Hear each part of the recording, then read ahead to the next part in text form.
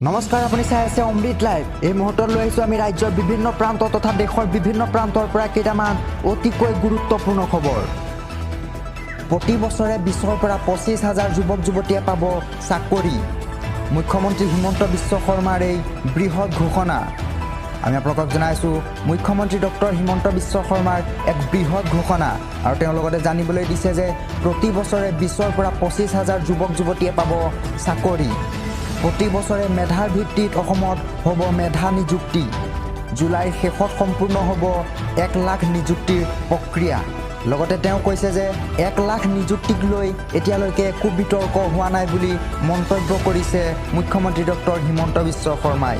নিজৰ চেনেলৰ পডকাষ্টত এই মন্তব্য মন্ত্ৰী ডক্টৰ হিমন্ত বিশ্ব শৰ্মাৰ। শীঘ্ৰেই লাখ লাখ লোকৰ একাউণ্টত সোমাব চৰকাৰী ধন। আমি জানিব পৰা মতে শীঘ্ৰেই লাখ লাখ কৃষকৰ একাউণ্টত সোমাব ধন। PM কিষাণ আঁচনিৰ অধীনত কৃষকে লাভ কৰিব এই ধন। কৃষকসকলৰ একাউণ্টত পোনপটীয়াকৈ সোমাব 14 নম্বৰ কিস্তিৰ ধন।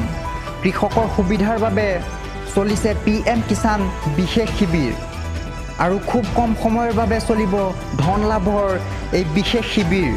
কিদৰে লাভ কৰিব এই আঁচনিৰ ধন? শিবিৰলৈ আহোঁতে লগত লৈ আনিব লাগিব এইসমূহ নথি পত্ৰ। কৃষকসকলে লগত লৈ আহিব লাগিব আধাৰ কাৰ্ড, লগতে PM কিষাণ আঁচনিৰ ধন লাভ কৰা বেংক পাছবুক আনিব লাগিব, আৰু লগতে অতিকৈ প্ৰয়োজনীয় হিচাপে লৈ আহিব লাগিব আধাৰ নম্বৰ সংলগ্ন মোবাইল ফোন।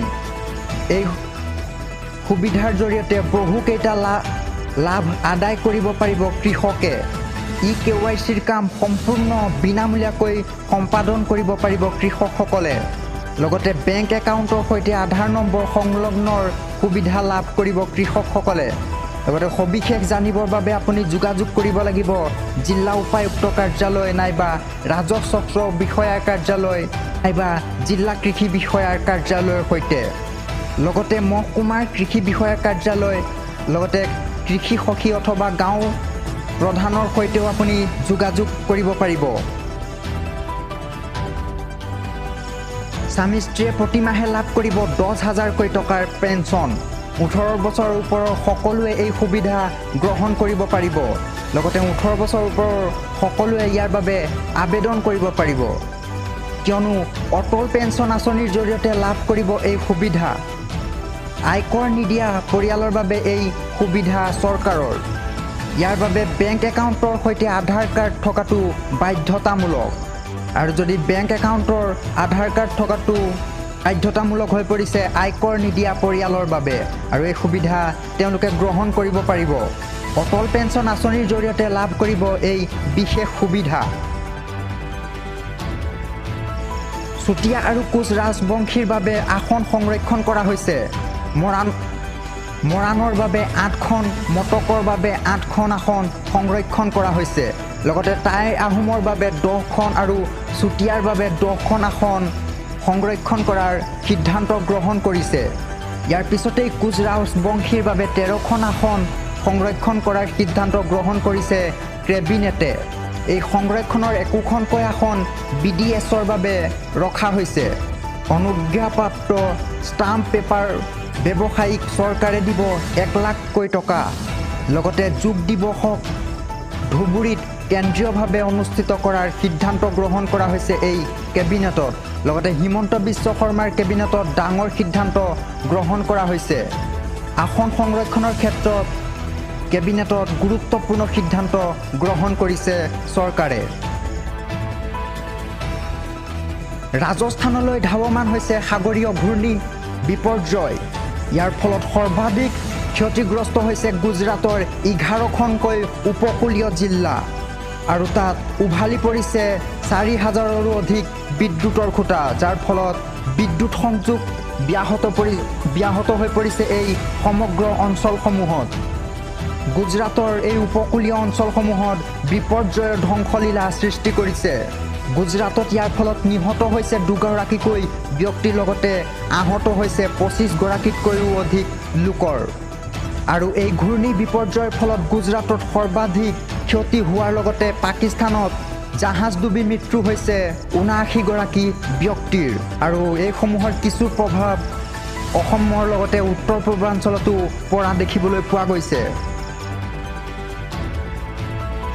বিজেপিয়ে গেৰুৱাকৰণ কৰাৰ নিয়ম আঁতৰালে কৰ্ণাটকৰ কংগ্ৰেছ চৰকাৰে ল'লে বৃহৎ সিদ্ধান্ত, কিয়নো এতিয়া পাঠ্যপুথিৰ পৰা আঁতৰোৱা হৈছে RSS প্ৰতিষ্ঠানৰ জীৱনী। বিজেপিয়ে গেৰুৱাকৰণ কৰাৰ নিয়ম আঁতৰালে কৰ্ণাটকৰ কংগ্ৰেছ চৰকাৰে পাঠ্যপুথিৰ পৰা আঁতৰা হৈছে RSS প্ৰতিষ্ঠানৰ জীৱনী। পাঠ্যপুথিৰ পৰা ছাভাৰকাৰৰ জীৱনীও আঁতৰালে কংগ্ৰেছ চৰকাৰে আৰু ইয়াৰ ফলত ৬ষ্টমৰ পৰা ১০ম শ্ৰেণীলৈ অন্তৰ্ভুক্ত কৰা হ'ব নতুন অধ্যায়। নেহৰুৰ চিঠি, B.R. আম্বেদকাৰৰ কবিতা পঢ়িব লাগিব শিক্ষাৰ্থীয়ে। ইয়াৰ পূৰ্বে বিজেপি চৰকাৰে বন্ধ কৰা ইন্দিৰা কেণ্টিনো মুকলি কৰিছে কংগ্ৰেছ চৰকাৰে। ইন্দিৰা কেণ্টিনত জনতাই ৫-১০ টকাতে লাভ কৰে ব্ৰেকফাষ্ট, লাঞ্চ লগতে ডিনাৰ। এক গুৰুত্বপূৰ্ণ খবৰ, মাটি বাৰীৰ কাম কাজক লৈ কোনো বিষয়াই উৎকোচ বিচাৰিছে নেকি আপোনাক? DTOৰ কাৰ্যালয়ত অথবা অন্য কোনো চৰকাৰী কাৰ্যালয়ত আপোনাক উৎকোচ বিচাৰিছে নেকি কোনো বিষয়াই? উৎকোচ বিচৰা লোকসকলক আপুনি মনত ৰাখক আৰু সাৱধানেৰে সেইসমূহ নম্বৰত আপুনি যোগাযোগ কৰক। উৎকোচ কাণ্ডৰ বিৰুদ্ধে চৰকাৰে মুকলি কৰিছে বহুকেইটা হেল্পলাইন নম্বৰ। এইসমূহ নম্বৰ আপুনি মনত ৰাখক আৰু প্ৰয়োজনত আপুনি অভিযোগ দিয়ক এই নম্বৰত। যিকোনো দুৰ্নীতি দেখিলেই তৎক্ষণাৎভাৱে যোগাযোগ কৰক এই নম্বৰত। দুৰ্নীতি নিৰীক্ষণ আৰু নিবাৰণ সঞ্চালকালয়ে মুকলি কৰিছে এইকেইটা নম্বৰ। তাৰে ভিতৰত এটা হোৱাটছএপ নম্বৰ হৈছে 6026901243। আমি নম্বৰটো আপোনালোকক পুনৰবাৰ জনাই দিছোঁ, 6026901243।